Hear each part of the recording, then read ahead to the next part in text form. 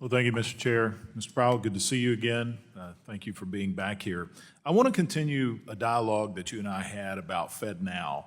And I also want to continue voicing my concern that this product is a solution to a problem that the private sector is already addressing.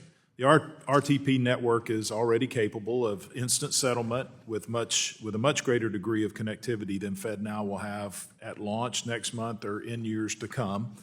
And my concern is also that the Fed has an undeniable advantage over the private sector in the payment space, as it can clear transactions through Fed master accounts.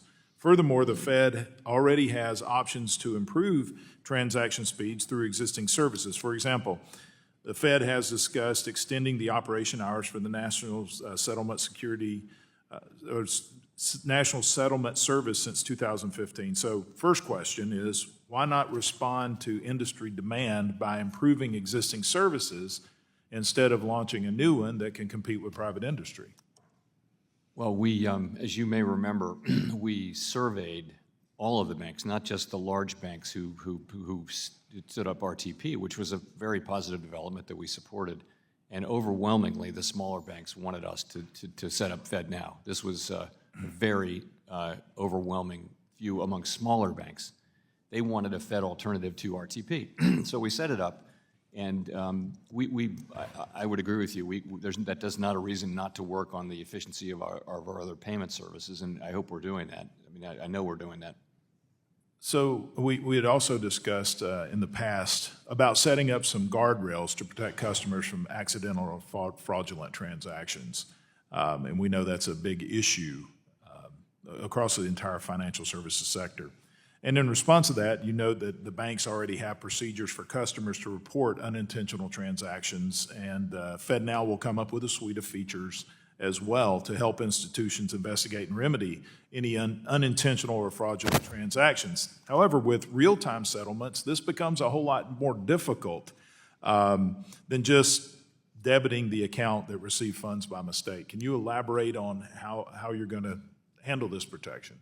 Yes, and of course RTP faces the exact same issues. I mean, it's a problem with real-time payments. You just have to have very high, extra high levels of security around the payments, who the payee is, and that sort of thing. And we do think we can master that and build that in.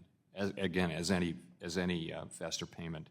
Do you have any ideas of the direction that you're looking to go? How are you going to be able to resolve those, or is this just something you're beginning to look into? No, I think we've built very strong safeguards in. I can't give you the technology answer, okay, but we'll be happy to supply that. Yeah, if you could supply that, I appreciate it. Just a couple other questions. Will the Federal Reserve itself use FedNow for real-time payments between banks and in the system? I'm sorry, will it? Are you going to use the FedNow for real-time payments between banks within the system? Yes, I mean that's what it's for. It's supposed. Right. It's an interbank payment system that allows banks to offer real-time payments to their customers. Okay, so with that, I'm going to divert just a little bit. I've dealt with in the past at state level with government competing with private industry, and we run into this problem where the government has an undeniable advantage. In this case, it had to deal with internet services, where city governments had gotten involved in internet servicing. And started competing against private providers. And the issue came that the city governments were undercutting the private providers because of the poll access fee. So we passed legislation in the state of Georgia that required that any municipal government that provides a service that competes with private industry has to assess themselves the same fees. So with that in mind, will transactions between Federal Reserve banks be subject to the same rules and fees as other banks? Are you going to charge yourself the same fees that the private industry and abide by the same rules as the private industry? I don't know the answer to that.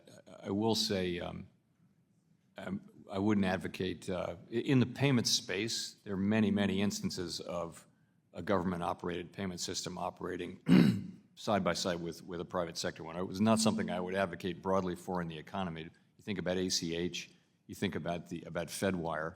you know, there are private sector and public sector payment utilities operating next to each other in the United States and around the world. Okay. Thank you. My time's expired. I yield back.